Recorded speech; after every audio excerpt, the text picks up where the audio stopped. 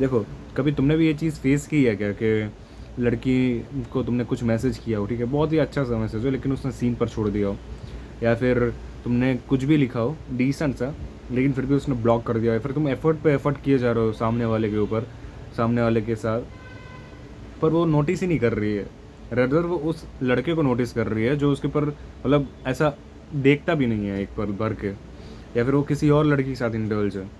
ऐसा क्यों होता है, एंड ऐसा पावर इम्बैलेंस क्यों है, इस चीज़ को समझते हैं, ठीक है पहले। सो फर्स्ट थिंग देखो, एक सर्वे हुआ था टिंडर एंड बाकी सब डेटिंग ऐप्स के ऊपर, ठीक है, जिसमें पता चला कि जो 80% ऑफ वुमेन होती हैं, ठीक है, जो 80% ऑफ वुमेन हैं, 100 में से जो 80 औरतें हैं, ठीक है, वो हमेशा टॉप के 20% लड़कों को अप्रोच करती हैं, रिगार्डलेस वो डेट कर रहे हैं किसी को या नहीं कर रहे हैं। इनफैक्ट अगर डेट कर रहे हैं किसी को तो ज़्यादा चांसेस हैं कि उसको और भी लड़कियां अप्रोच करेंगी। ऐसा क्यों होता है मैं फर्दर बताऊंगा आपको। तो 80% जो लड़कियां होती हैं वो टॉप के 20% लड़कियों को अप्रोच करती हैं, एंड बाकी का जो नीचे का 80% का बॉयज़ होता है, वो जो बॉटम की 20% लड़कियां होती हैं उनके ऊपर ट्राई करता है, ठीक है।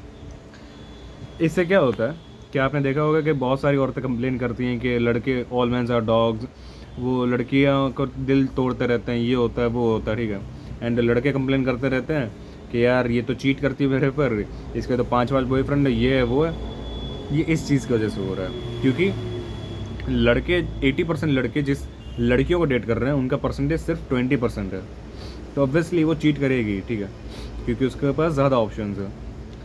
पर जो ऊपर की टॉप 80% लड़कियां हैं वो इन लोगों को डेट करना ही नहीं चाहती हैं, वो डेट करना चाहती हैं ऊपर के 20% लड़कों को।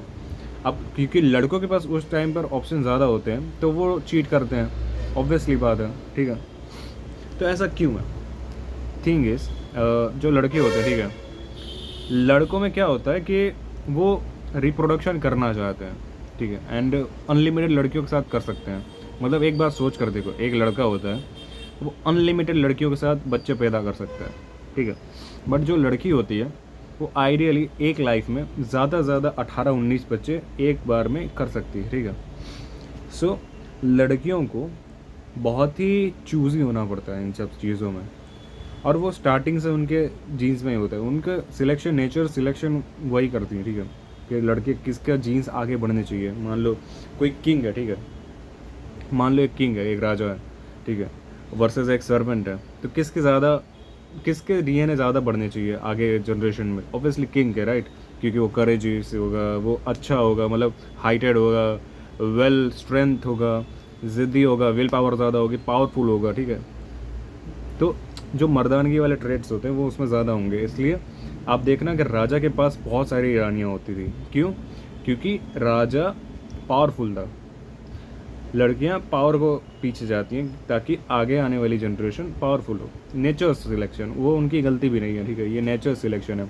नेचर चाहती है कि बेटर जीन्स आगे प्रोपेगेट हों, ना कि वीक जीन्स। इसकी वजह से हिस्ट्री में अगर हम आज तक के मानव इतिहास की बात करें तो उसमें 80% मर्दों को रिप्रोडक्शन करने का चांस ही नहीं मिला। मतलब जो आज तक इस धरती पर मर्द आए हैं, ठीक है, उनमें से 80% मेल्स को कभी रिप्रोडक्शन का चांस ही नहीं मिला। यानी कि जो वीक जीन्स है वो आ ही नहीं पाया आगे।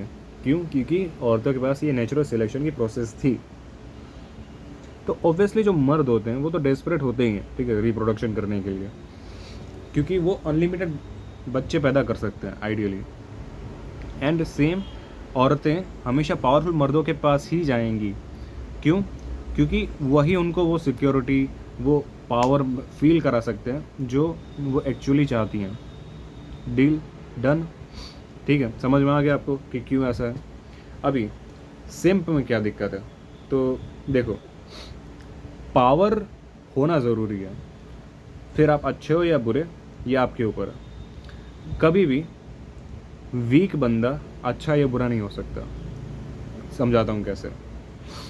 मान लो तुम्हारे पास बहुत ज़्यादा ताकत है, बहुत ज़्यादा ताकत है, ठीक है, मतलब यूनिवर्स की बहुत ही ज़्यादा पावरफुल बीइंग हो तुम। अब तुम चूज़ कर सकते हो कि तुम्हें अच्छे काम करने हैं या बुरे काम करने हैं। अगर तुम अच्छे काम करते हो तुम अच्छे इंसान बनते हो, अगर तुम बुरे काम करते हो तो तुम बुरे इंसान बनते हो। लेकिन अगर तुम में ताकत ही नहीं है कि तुम अपने बेड से खड़े हो पाओ, और तुम फिर बोलो कि मैं अच्छा इंसान हूँ, तो क्या ये तुम्हें लॉजिकल लग रहा है? क्या ये लॉजिक बना रहा है? ये सेंस नहीं बना रहा, राइट? वैसे ही लोग कहते हैं कि लड़कियां बैड बॉयज़ की तरफ क्यों अट्रैक्ट होती है, क्योंकि उनमें कॉन्फिडेंस होता है, करिश्मा होता है उनके, वो पावरफुल होते हैं, वो इतने ज़िद्दी होते हैं कि औरतों को भरोसा हो जाता है कि ज़िंदगी में कुछ ना कुछ अलग करेगा, बड़ा करेगा, ना कि बाकियों की तरह 9 to 5 करेगा या फिर नर्ड बना रहेगा, टीचर की हर बात मानेगा, पेरेंट्स की हर बात मानेगा, चुपचाप वो कुछ करेगा ही नहीं, ठीक है? क्योंकि वो पावर को शो करते हैं। वेर एज जो नर्ड होते हैं, जो सिम्प होते हैं, उनमें ताकत ही नहीं होती, वो अच्छेपन का ढोंग करते हैं, वो अच्छे नहीं होते।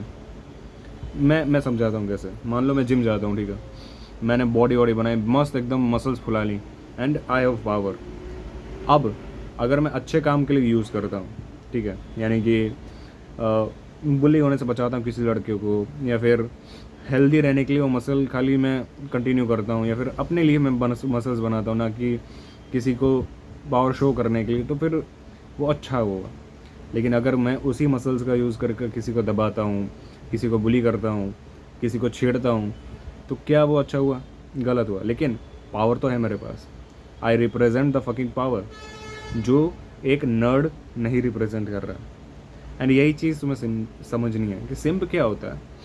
सिम्प एक ऐसा बंदा होता है जिसके अंदर सेक्सुअल डिज़ायर्स होती हैं, बहुत ज़्यादा सेक्सुअल डिज़ायर्स होती हैं। इनफैक्ट जो नॉर्मल बंदा होता है उससे ज़्यादा सेक्सुअल डिज़ायर्स होती हैं, पर वो उसके ऊपर कवर लगा देता है, मतलब वो दिखाता नहीं है। जैसे वीक बंदा अपनी वीकनेस को नहीं दिखाता, वो अच्छाई का एक कवर ढाक लेता है ताकि उसकी वीकनेस ना दिखे। सेम इसके सेक्सुअल थॉट ना दिखे, इसलिए ये कवर ढाक लेता है। एंड फिर वो क्या करता है कि हर एक बात औरतों से हाँ करता है। क्यों? ताकि उनके नज़र में अच्छा बन सके। क्या एक अच्छा बंदा, मतलब मान लो हम लोग राम और रावण का एग्जाम्पल लेते हैं, ठीक है? राम के पास भी ताकत थी, रावण के पास भी ताकत थी। एक ने दूसरे की पत्नी हर ली और दूसरे ने अपनी पत्नी के लिए पूरी लंका जला दी, ठीक है? तुम्हें लगता है क्या कि राम जी सीता जी के हर एक बात पे हाँ करते थे? ऑब्वियसली मैक्सिमम बातों पे हाँ करते थे। यूं ही उन्होंने हिरन मारने थोड़ी चले गए होंगे, यूं ही उन्होंने ये लंका थोड़ी जला दी थी। लेकिन द थिंग इज़, अगर वो अनएथिकल है चीज़, ठीक है, या फिर इलॉजिकल लग रही है तुम्हें, या फिर तुम्हारे पास कोई दूसरा पर्सपेक्टिव है, फिर भी तुम उस चीज़ को दबा कर तुम हाँ कर रहे हो, तो कोई सेंस बनती है? तुम पता क्या बन जाओगे? तुम बन जाओगे चोमू, ठीक है? ये तो मेरी बात में हर बार हाँ ही पड़ेगा, ये तो मैं कुछ भी कहूँगे ना, मैं सब कहूँगी ना कि मेरे को यार रुपया दे दे, मेरा रिचार्ज करवा दे, तभी ये हाँ ही कहेगा। तुम वो बन जाओगे बंदे, ठीक है, जिसको पीछे लोग मजाक उड़ाते हैं। और ये होता है भाई। तुम अगर किसी से ज़्यादा अच्छे बन जाओगे ना, बिना कोई कारण के, वो लोग तुम्हें गलत समझेंगे ही समझेंगे, तुम्हारा मजाक उड़ाएंगे ही उड़ाएंगे पीछे से। And that's make you simp. समझ कर देखो,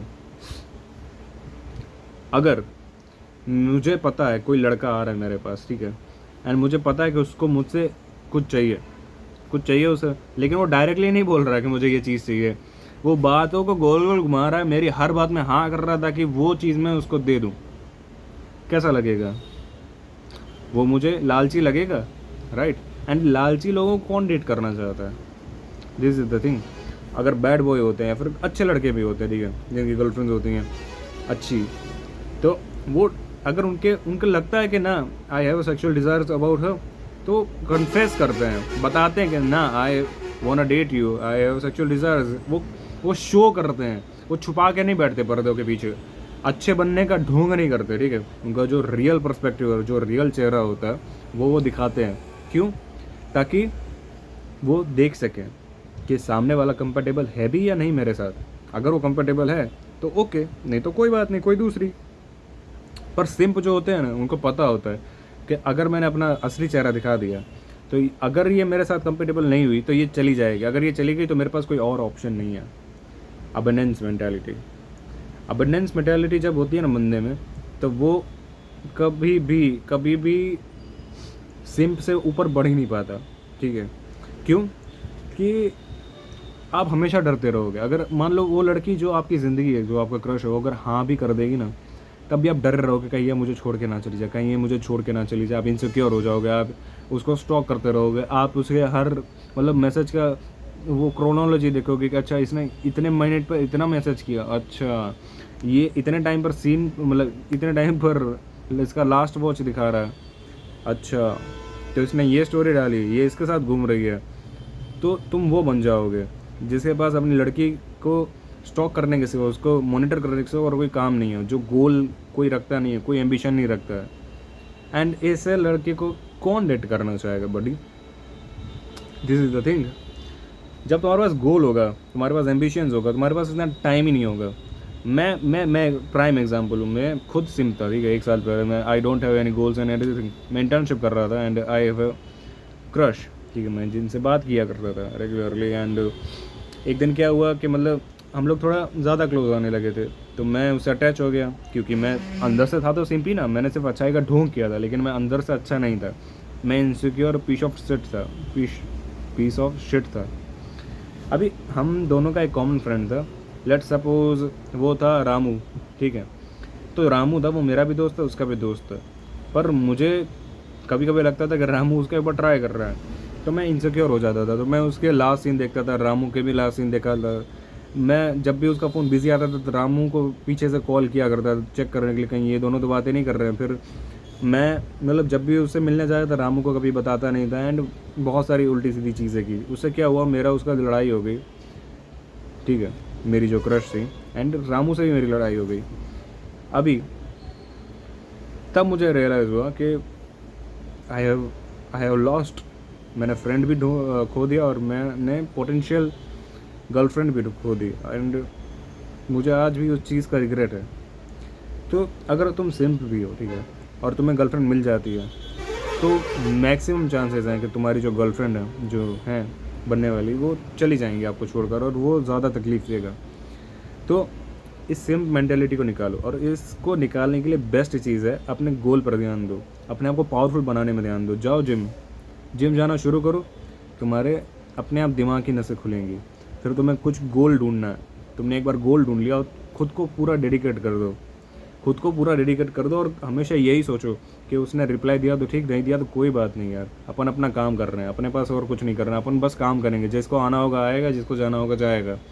तुम अगर ये फॉलो कर लो ना, मैं तुम्हें लिख कर देता हूँ 100% गारंटी कि तुम सिंप कभी नहीं बनोगे अपनी लाइफ में। एंड अगर ये हो गया you will be the chat off your group, and कोई भी तुम्हें रिजेक्ट नहीं करेगा। जिसको तुम पसंद करोगे वो तुम्हें भी पसंद करेगा। बस तुम्हें अपने आप को बिल्ड करना है उस लेवल तक, बस इतना करो यार। एंड जिसको आना है वो तो आएगा ही यार, तुम ना उसको आने से रोक सकते हो, और जो जाना चाहता है ना तुम उसको जाने से रोक सकते हो, ठीक है। सो तुम कितनी भी ट्राई कर लो, कितना भी मैनिपुलेशन कर लो, कितना भी उसके साथ जिद कर लो, पर दिस इज थिंग, मान लो कि तुमने 1 महीना रोक भी लिया, 2 महीना रोक लिया, 3 महीना रोक लिया, लेकिन जब वो जाएगी तो और भी ज़्यादा तुम्हें रुला कर जाएगी, तुम और भी ज़्यादा अटैच हो चुके होगे तब तक। And this is the very bad thing. तो जिसको आना है वो तो आएगा ही, तुम बस अपने गोल पे और अपने एम्बिशन पे ध्यान दो एंड काम करते रहो। तुम सिर्फ इतना करोगे ना, नेचर खुद ब खुद में बहुत कुछ दे देगी, बस इंतज़ार करो। That is it. Thanks for watching, good night.